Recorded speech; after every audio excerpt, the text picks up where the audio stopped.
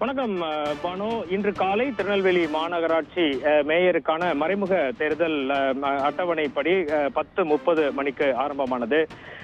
இன்று காலை வேட்புமனு தாக்கல் செய்யப்படும் நேரம் காலை 10:30 மணி முதல் 11 மணி வரை என குறிக்கப்பட்டிருந்தது.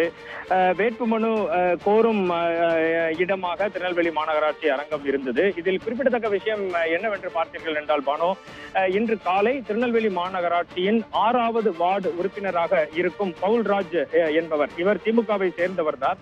ஆனால் கட்சி கட்டுப்பாட்டை மீறியதாகவும் கட்சிக்கு அவப்பெயர் ஏற்படும் வகையில் செயல்பட்டதாகவும் கடந்த சில மாதங்களுக்கு முன்பாக திமுக தலைமையால் திமுக கட்சியிலிருந்து நீக்கப்பட்டு சஸ்பெண்ட் செய்யப்பட்டவர் இந்த பவுல்ராஜ். இவர் இன்று காலை ஒரு வேட்புமனு தாக்கல் செய்யும் இடத்தில் வேட்புமனுவை வாங்கி காலை 10:30 மணி முதல் 11 மணி வரை உள்ள நேரத்தில் இவர் வேட்புமனு ஒன்றை தாக்கல் செய்துள்ளார்.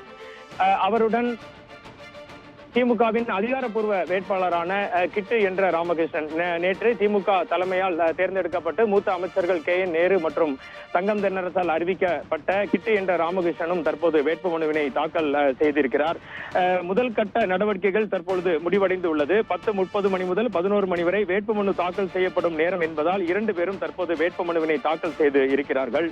மொத்தமுள்ள 55 கவுன்சிலர்களில் 44 கவுன்சிலர்கள் திமுகவை சேர்ந்தவர்கள். இதில் சஸ்பெண்ட் செய்யப்பட்ட பவுல்ராஜை கழித்தோம் என்றால் 43 கவுன்சிலர்களும் ஆஜராகி உள்ளனர். மன்னிக்கவும், இதில் முன்னாள் மேயர் சரவணன் இந்த மேயர் தேர்தலில் பங்கேற்கவில்லை. எனவே 42 கவுன்சிலர்கள் திமுக சார்பில் தற்போது அதிகாரப்பூர்வமாக உள்ளனர்.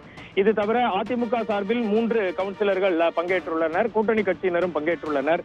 தற்போது 11 மணி முதல் 11:30 மணி வரை வேட்புமனு பரிசீலனை செய்யப்படும் நேரம் என்பதால் தற்பொழுது இந்த இருவருடைய கட்சியிலிருந்து திமுக கட்சியிலிருந்து நீக்கப்பட்ட பவுல்ராஜ் மற்றும் திமுகவின் அதிகாரப்பூர்வ வேட்பாளராக அறிவிக்கப்பட்ட கிட்டு என்ற ராமகிருஷ்ணன் இருவரின் வேட்புமனுவும் தற்போது பரிசீலனை செய்யப்பட்டு வருகிறது. 11:30 மணிக்கு பிறகு இவர்களது வேட்புமனுவை போட்டி வேட்பாளர் வாபஸ் பெறுகிறாரா இல்லது தொடர்ந்து தேர்தல் நடக்குதா இல்ல விவரங்கள் தெரிய வரும். நாம் தற்போது திருநெல்வேலி மாநகராட்சி கூட்ட அரங்கிலிருந்து நேரலையாக இந்த செய்தியை வழங்கிக் கொண்டிருக்கிறோம். தொடர்ந்து செய்திகளை அப்டேட் செய்கிறோம் பானு.